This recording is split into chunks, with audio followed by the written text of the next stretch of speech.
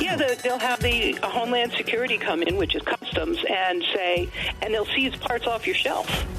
You don't imagine that happening here in the United States of America, right? No. Oh, imagine a big company uses the services of the federal government to support themselves. I'm stunned. Yeah, right. That's Gay Gordon-Byrne. She's the head of a repair association. She and her teammates fight every single day for our rights, and you may not even know about the rights that you don't have. It all comes down to, can you fix what you've actually purchased? And in this Kim Komando Explains podcast, we're going to be talking about our fundamental rights. Today, companies are very, very protective of all their devices. Apple doesn't even sell repair parts to independent companies. About 2 years ago, Apple sued a Norwegian repair shop owner by the name of Henrik Husby. Why? Well, Husby tried to ship some iPhone screens. Apple claimed that they were counterfeit, so Norwegian Customs seized the screens. Apple sent Husby a letter saying he had to pay $3,500 to get them back. Oh, and he also had to admit wrongdoing if he didn't want a lawsuit. Well, Husby refused, so off to the courts they went. Now, although the Norwegian court sided with Husby, Apple couldn't let it go. In a true David versus Goliath fashion, it appealed the decision, prolonging the court case, and, of course, all along the way, increasing Husby's legal fees because this repair shop owner tried to just ship some screens. It happens close to home, too.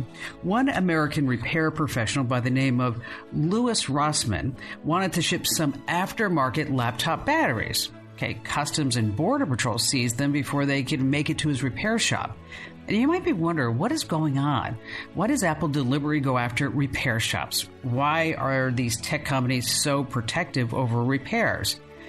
Yeah, you have to follow the money train. Tech companies want to make as much money off of all of us as possible. And it may be a little embarrassing to think of yourself this way, but you're just a cash cow to them. Even after you bought a smartphone, companies still want to squeeze as many dollars as they can from you. Now, when your smartphone breaks down, you take it to the shop, you shell out some money, and the same goes for your laptops, your TVs, your gaming consoles, even your tractors. Yeah, this issue affects us all, whether we work in a cubicle or on the farm. Now, people are not taking this lying down. We're fighting it in the courts across the United States. Europeans are also in this battle. Now, recently, this is interesting, the European Union rolled out a right to repair law. Basically, the law requires electronic and appliance makers to repair their products for up to 10 years. It's all part of this effort to reduce waste. We're a little behind in the United States, but we're looking into some legislation throughout the country. Plus, we saw a huge breakthrough last year when the U.S. considered a federal right to repair law for the first time in this country. And to make a long story short, hospitals wanted to fix medical equipment during the COVID-19 pandemic. Well, politicians proposed the Critical Medical Infrastructure Right to Repair Act of 2020. So when hospitals buy equipment like ventilators, they often have to sign these big service agreements that say they can't work on their own equipment. But as the pandemic pushed hospitals to their limit, they just faced a ton, as you can imagine, of logistical issues while trying to repair the equipment. And it was all critical stuff. And when a patient's life is on the line, you don't have the time to wait for the squeaky wheels of bureaucracy to fix your equipment. You have to act fast. And last year's proposed bill wanted to grease those wheels just a little bit. Now, this is just one example of right to repair advocates trying to ease the burden of fixing equipment. There are a ton of factors to play in this really, really complex story. From hospitals to game shops, this issue is affecting everyone. It doesn't matter if you're a mechanic or a farmer. You really need to know about this powerful movement that's set to explode this year. Now, I know your ears just perked up. You were like, farmers? I mean, what's going on with farmers and the right to repair? Imagine this. You're driving on your tractor in the middle of the cornfield. It breaks down. You have nowhere to go. And you can't fix it since modern tractors are really just computers nowadays. And we're seeing more farmers than ever turn to hacking.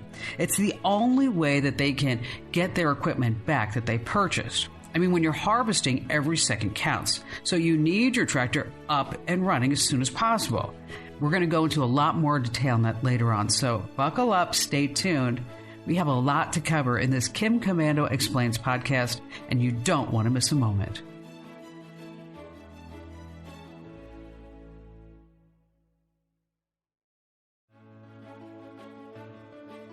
Okay, we're going to be talking about this fascinating trend that's happening. It's sweeping across the country. It's been around for a few years, but it's set to explode this year. The medical breakthrough I told you about earlier could actually pave the way to all sorts of legislation protecting our rights. It's super interesting. You may not even know this, but you don't have the right to fix your own gadgets. Okay, you can try, but good luck just trying to pull apart your iPhone without breaking it. You'll need an extremely specialized screwdriver to get the job done. Apple doesn't exactly make it easy for any of us, and our next guest knows all about that. For years, she's been fighting for your rights. Gay Gordon-Byrne. She's the ringleader of the Right to Repair movement, and at least that's what Motherboard crowned her. She's fighting against big companies to make sure that we're all allowed to fix the things that we buy.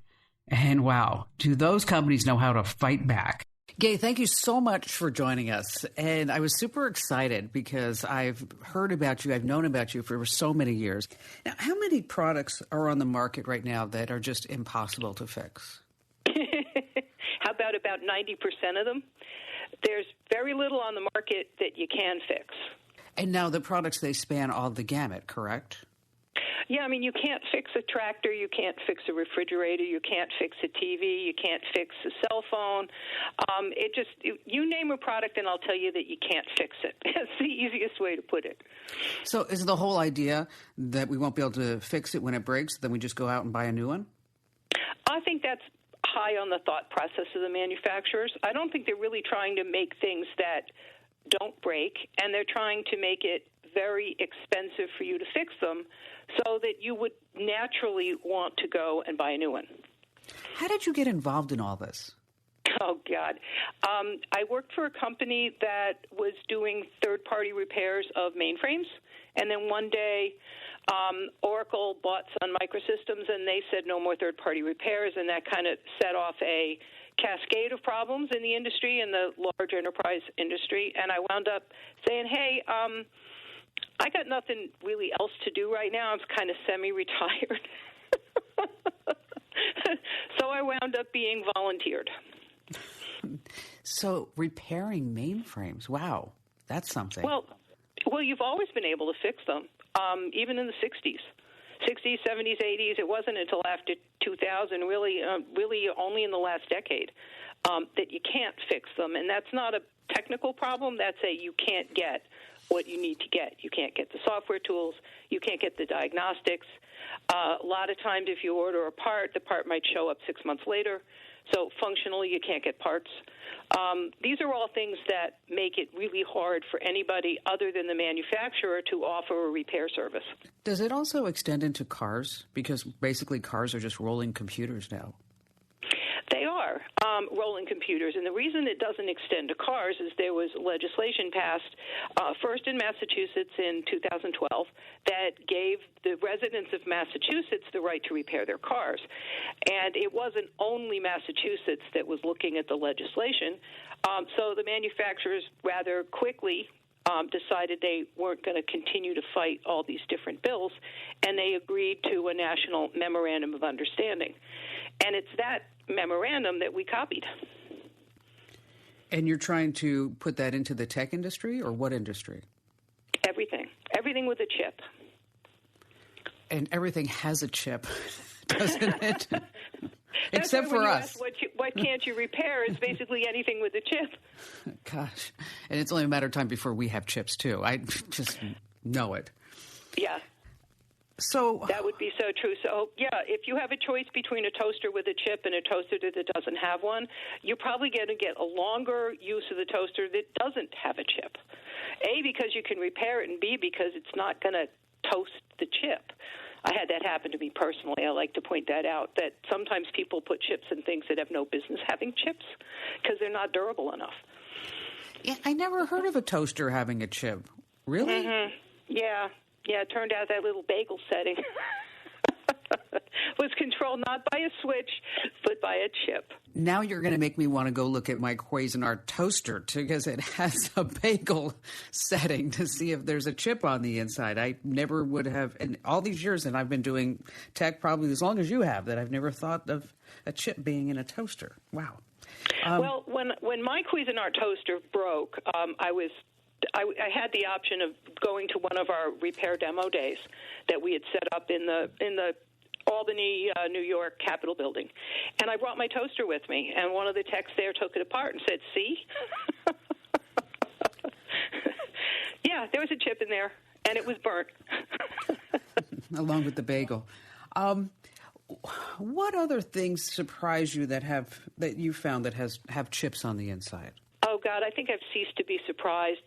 One of the things that bothered me is my grandchildren are buying electric toothbrushes that have batteries in them, and they're disposable. They probably have a chip in there, too, but it's the idea that why on earth would you buy something disposable that's got all that technology inside of it? Because it doesn't belong in the trash. You're gonna wind up putting electronics into landfills, or if there's a battery in there, the battery can actually be explosive. And if a trash compactor crinches the battery, it can start fire. Some of these things that are being made just are bad ideas. That's true. Without a lot of forethought. I look at even some of the press releases that come across my email and the Kickstarter projects and the Indiegogo and anything that's for sale on Amazon that is questionable. It's like, wow, we're not giving any real consideration to the long-term ramifications of having such a product. Totally agree. Now, what about Apple coming down hard on independent mechanics? What's going on there? They're very litigious. They like to police their parts supply, so they will go after, if a lot of the parts that are coming into the U.S. that are used in Apple phones, they're bought overseas. They're all coming out of China from either the same factory that built the part for Apple, and some just fell off the end of the truck and they got scooped up, or they are alternative parts. But Apple comes in and will use DHS and customs to seize these parts, and then if they see a pattern, they'll go after the shop itself and they'll do a DHS audit.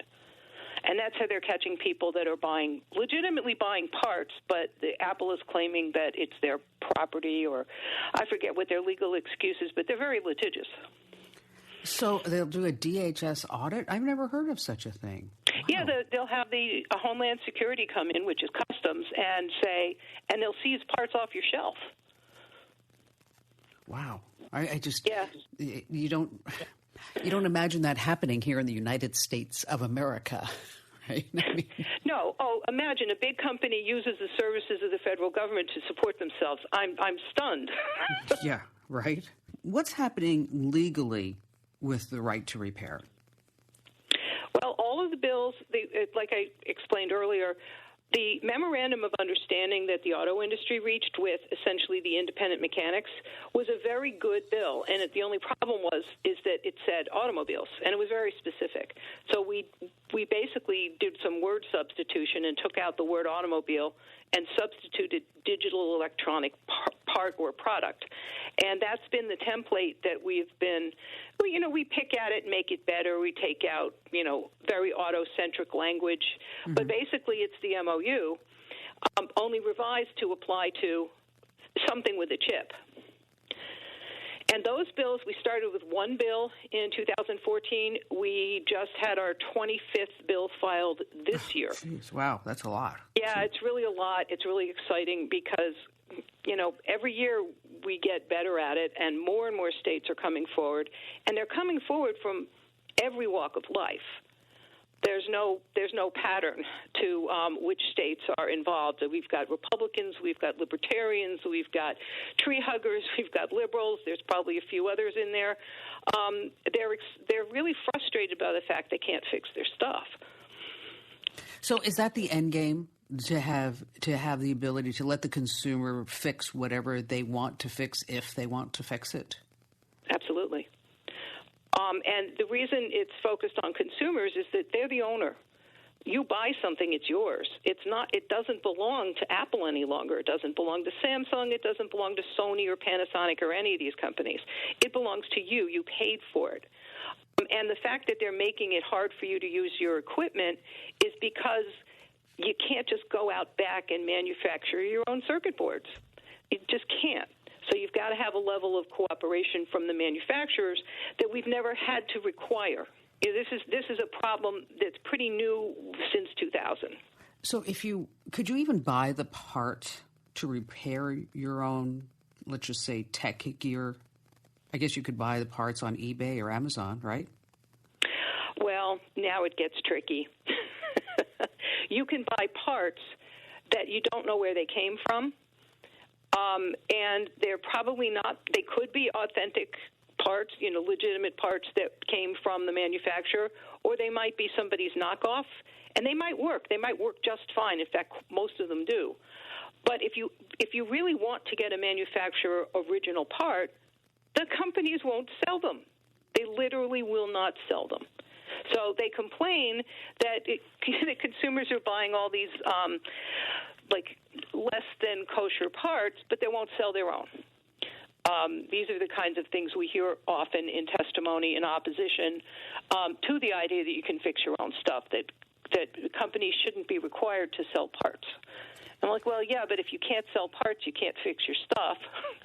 And it becomes a circle. You get stuck in that circle. You're stuck with the manufacturer forever.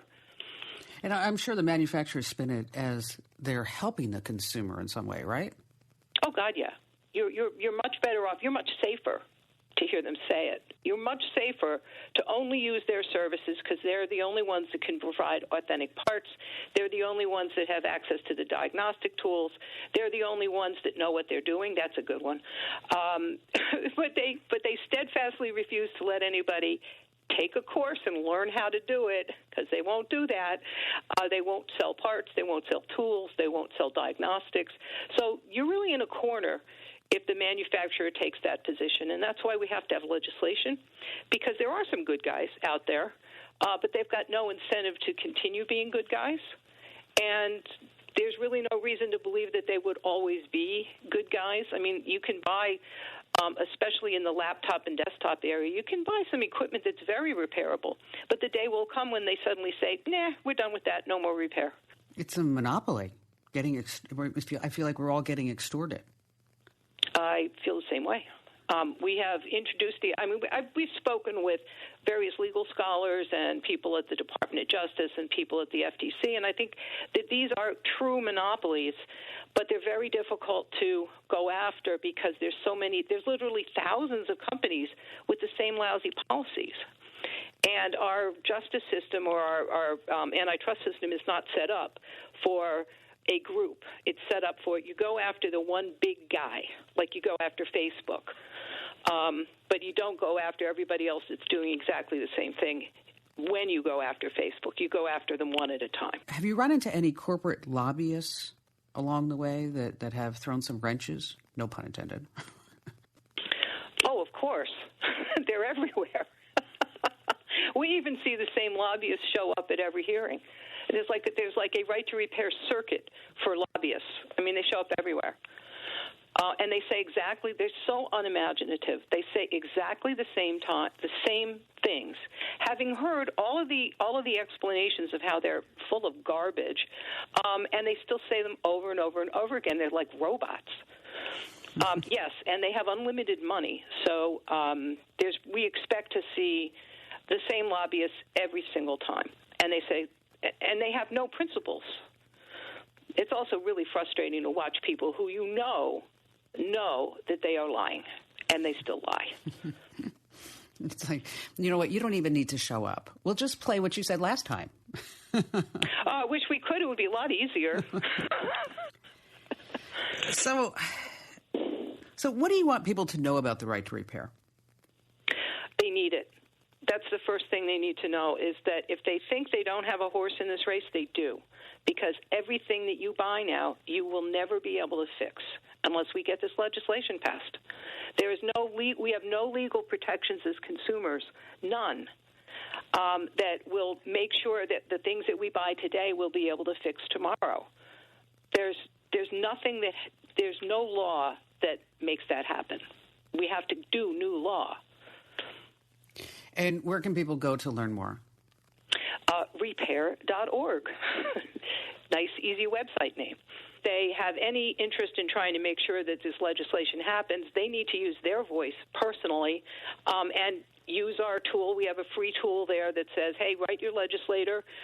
You put in your address. It automatically finds who your legislators are, tees up an email with all the right headers and information, and you just say, hey, I want my right to repair, and this is my repair story, and this is my stupid toaster that broke, whatever it is you want to talk about. The more stories that people tell, the more it resonates with legislators, because they get tons and tons of emails saying support this bill, and there's no information. There's no personality there. It's just I clicked some widget.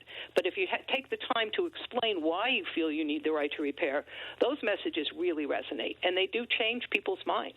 Gay Gordon-Byrne, she's really something, isn't she? Okay, now we are leaving this, and we're going to the farm, where people work hard to put food on our tables. Tons of those people drive high-tech tractors. But what happens when the tractors break? Well, that's where we get into tractor hacking. That's what it's called. It's a fast-growing trend in the farming community. Imagine a person in overalls and gloves hunched over a computer squinting at ones and zeros to get their tractor back up and running. And we're going to be talking more about tractors, but really tractor technology. And here are two words that I bet you never thought you'd ever hear put together. Tractor hacking. What is that about? So stay right where you are. We have this and a whole bunch more you don't want to miss. We have to say thank you to a few partners in our podcast. Shopify helps businesses break sales records over the holidays with the world's best converting checkout. Let's hear that one more time. The world's best converting checkout. Shopify's legendary checkout makes it easier for customers to shop on your website, across social media, and everywhere in between. Now that's music to your ears. Any way you spin it, you can be a smash hit with Shopify. Start your $1 a month trial today at shopify.com/records. I'd like to welcome Tom Schwartz now to the podcast. He's a fifth-generation Nebraskan farmer, and he's advocating for the right to repair his tractor. So, Tom, thanks for joining us. So now, are you near Omaha, Nebraska? No, we're actually more in the western part of Nebraska. So where our operation lies is just about halfway between Omaha and Denver on a line. And so have you always been a farmer? Yes. In fact, my daughter and my son farm with us, and they represent the sixth generation on our farm in the United States. And so I know I'm not a farmer, obviously. I'm from New Jersey. Forgive me. But what do you farm? Well, we're a little unusual for our area. We're organic farmers. And so most of our ground is organic, or it will be after we go through a transition period, which we're in on some ground now. But we farm a lot of traditional row crops like corn, soybeans, wheat, alfalfa. We also do a lot of field peas today. Wow. And so what does that transition mean when you say you're going organic? It sounds like this was a process. It is a process. The farmers that farmed this land previously were conventional, so they used chemicals and GMO seed and things of that nature. And, of course, we've got to be free of that for 3 years before we harvest a crop. So that's basically we have to farm it organically for 3 years without getting organic prices for our grain or commodity, whatever it might be. So your return on investment must be pretty low then.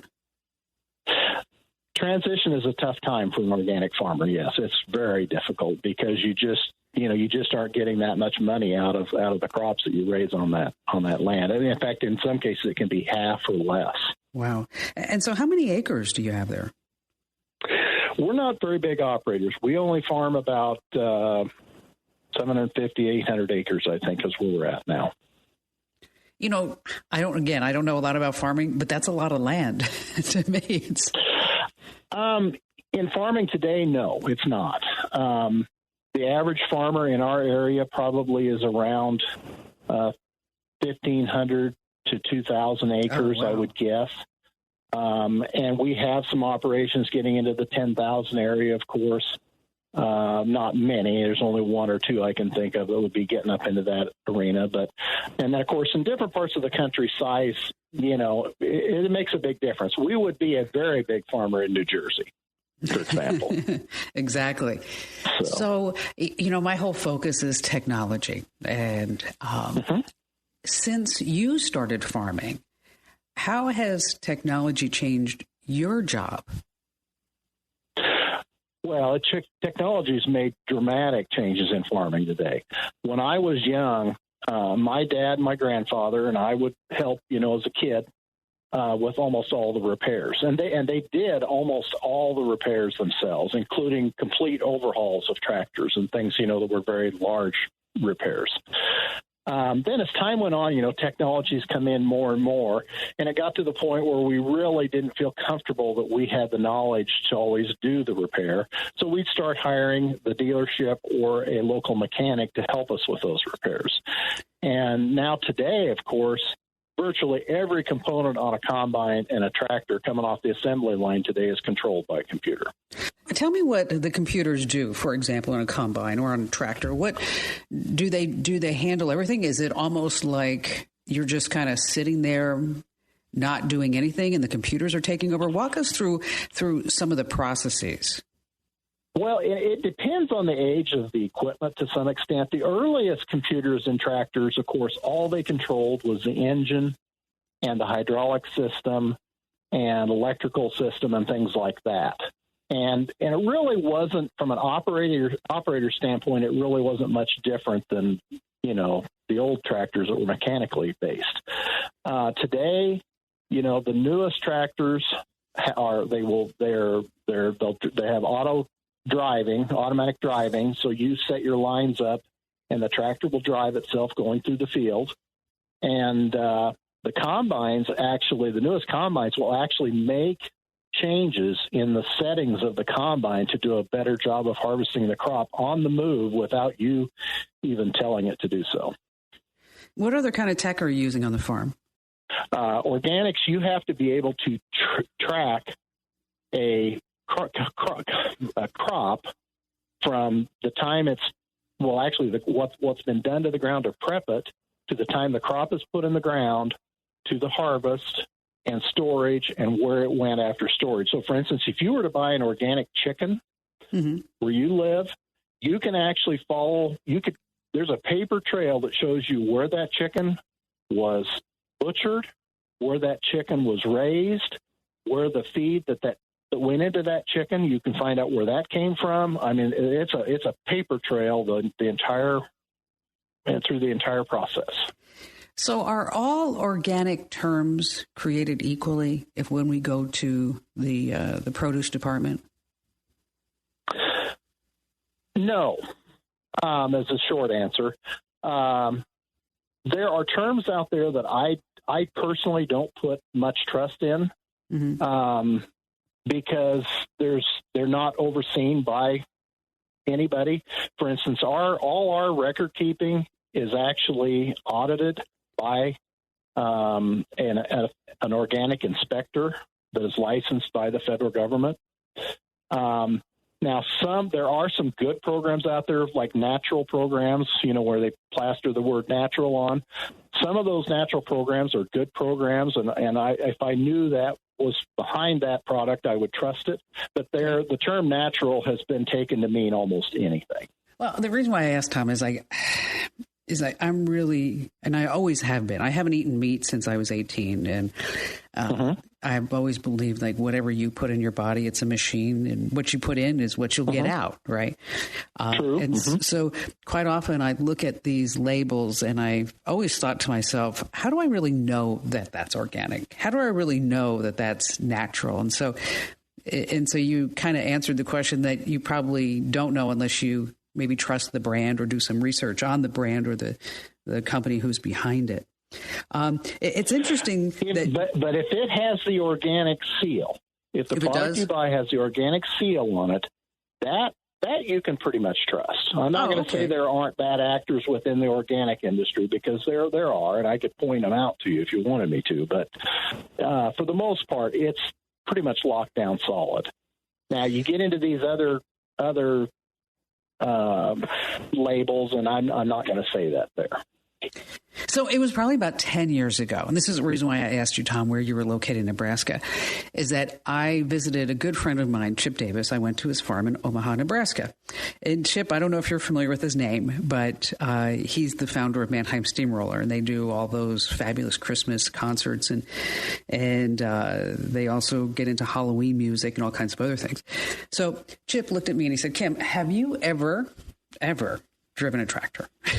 And I'm like, no. I live in Phoenix. We don't have a lot of farms in the desert where I live. And so he put me on the top of the tractor, and then he got up, and then we drove down for about a mile. And then he got off the tractor and said, okay, now it's up to you. You drive the tractor. And I'll tell you, it was not easy. And I'm a big car buff. I can drive anything from a Ferrari going 250 miles an hour to a 1946 pickup truck, which is my favorite truck of all time. But it wasn't easy. It was a lot of work, especially like not a lot of power steering there. What, right? Mm-hmm. And it wasn't easy. And what about the tractor hackers? Imagine this. You're driving on your tractor, crops as far as the eye can see. You're miles away from home, your tool shed, any source of power. Your tool is harvesting crops and clearing lands. And all of a sudden, the engine stops. It just grinds to a halt. Your tractor is dead. So you have to fix the tractor. But how can you fix a computer system in the middle of the field, especially if it's a proprietary one? It's a big problem that farmers of the past never had to deal with. Back in the good old days, farmers could fix their own tractors, maybe had to break a sweat along the way, but at least they get in there and do it. Farm equipment has always required consistent maintenance, but since modern equipment is very high tech, today's farmers are stuck between a rock and a hard place. And coming up, we're going to learn even more about tractor hacking, so stay right where you are. We have to say thank you to a few partners in our podcast. Hey, welcome back to Tech You Should Know. We're speaking with Tom Schwartz. He is a big-time Nebraska organic farmer, and he actually bought a tractor, and then he realized, wait, I don't know who really owns this tractor because I can't really get inside and try to fix it. When was the first tractor that you purchased that you realized maybe you needed like a bona fide pocket protector to fix it? The first issues we had in this arena were with an early 8000 series tractor. It was an 8100 John Deere tractor we bought in the late 90s. And it was not totally controlled by the computers, but a lot of the significant systems were controlled by it. And so whenever we had a problem, there's a screen that a code would appear, and you'd have to call the dealership and say, okay, what's this code mean? And then they'd tell us, well, we have to come out and work on it. So that was really the first I started to run into this. And so what were some things that were going wrong at that time? Oh, it's hard to even get into that because it gets into some really technical stuff. Oh, does it? As far as the way the tractor works, the hydraulic systems, there's a number of sensors that check various pressures and levels and actuators on the hydraulic system. And all it takes is one sensor to fail, and boom, you get a code. Now, this sensor could be a fairly minor thing. It could be a $10 sensor. But if you know where it's at, you can just pull it off, put a new one on, and away you go again. But it could be something far more serious, too. How much is a tractor? I probably should have asked you this earlier, but how much is a tractor? I have no idea.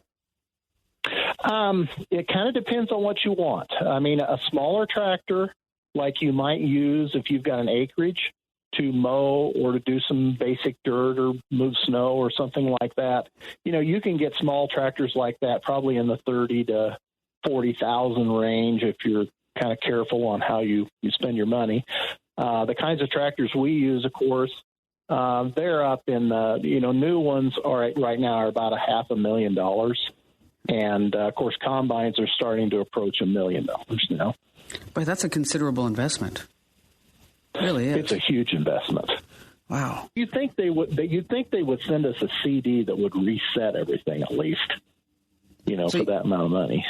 Yeah, or yes, or at least tell you what the magical control alt delete is on the tractor. We just wanted to come back. Okay, that's all. We just need to plow the fields. Are there third parties that you can call for a John Deere tractor to have it repaired? There are third-party mechanic shops out there yet. It's a little hard to do that kind of work because of the fact that Deere and presumably all the other companies don't allow, repair information out of their shop. So they're very limited on what they can do.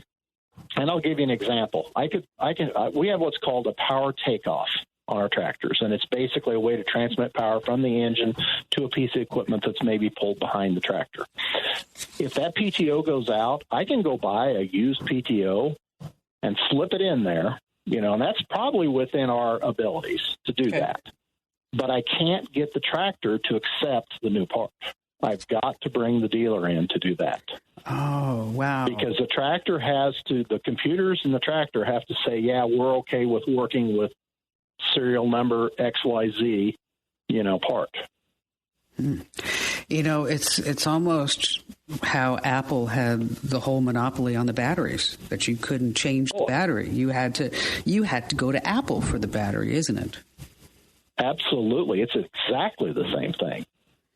I have a problem with this in terms of a monopoly. And that's what they've done is they've established a monopoly on repair. And I don't think monopolies in the long run are good for anybody. I mean, I would stand in front of the John Deere board of directors or the other companies today, and I would argue against a monopoly on repair. I think in the long term, monopolies are a bad thing for people. Competition, makes people better.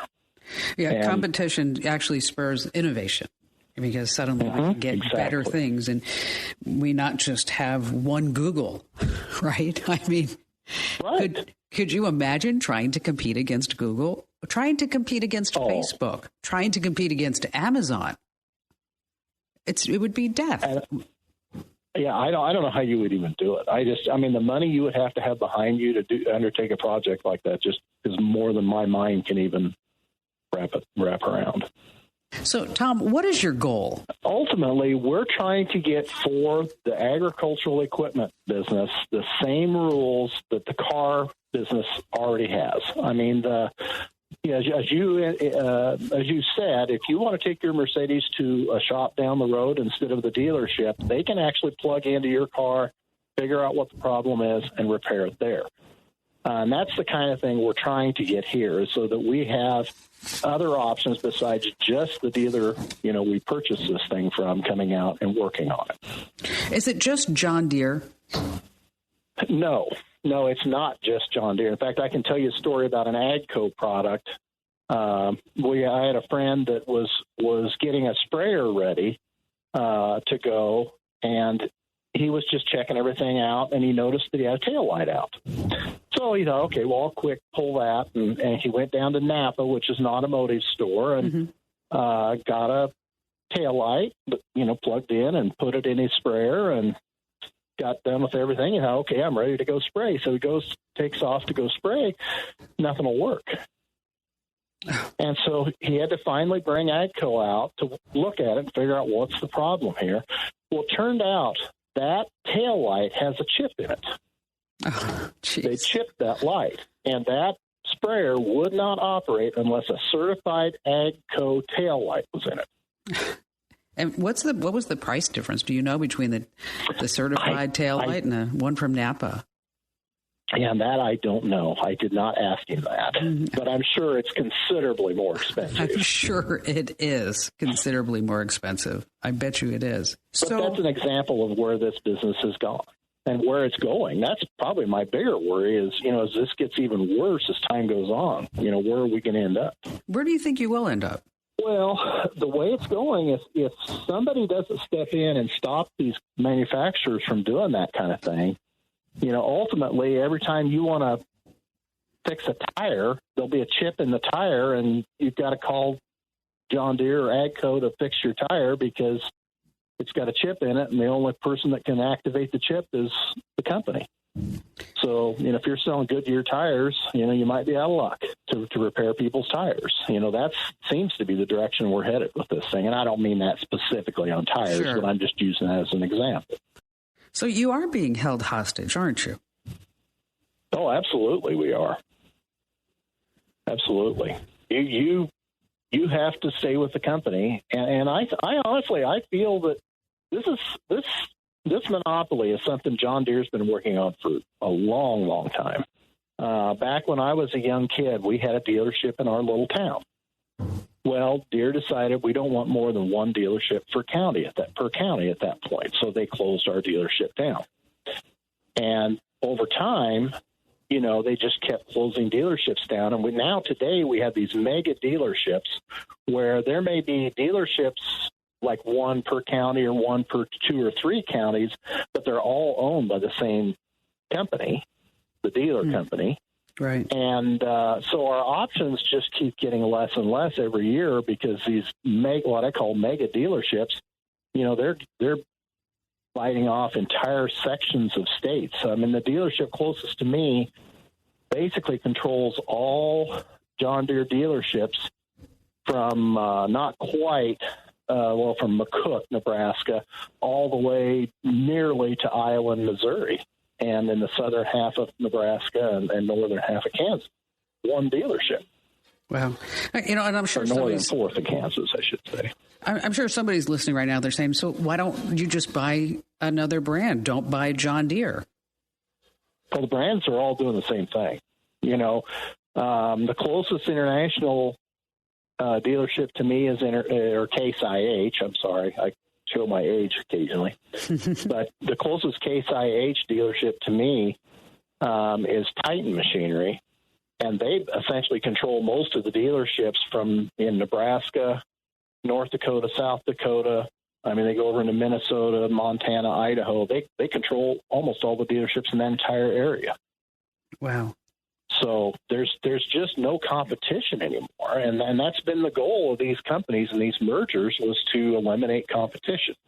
And if you're eliminating competition in order to be more efficient, I can understand that. But the goal in my mind of most of this consolidation that's taken place is to eliminate competition. Hell, it happens across many industry, not just with farming. If you look at what Facebook has done and Google, they buy their competitors. And so then they absorb them, and then they may even shut them down if they can't figure out how to make money at them. I mean, it's done in the television industry, the radio industry. And so, there are probably people listening right now that says, you know what, this is the United States. This is what happens. And there is some truth to that. It is what happens. But I think we as a people also have to be wise enough to understand that, when we allow a company to get to the size that it's, and this term was used a number of years back, too big to fail. Yeah. That's a problem. Do we really want that? Is that, from a public policy perspective, is that a good idea? Well, Tom, thank you so much for joining us. Hopefully we'll be able to bring some attention to this. It's a very serious issue, and thank you for your time. Okay, well, thank you for your attention to it. Who would have thought that farmers would one day be butting heads with big tech? But like I said earlier, the right to repair impacts us all. When we can't fix the things that we pay for, that hurts us in the long run.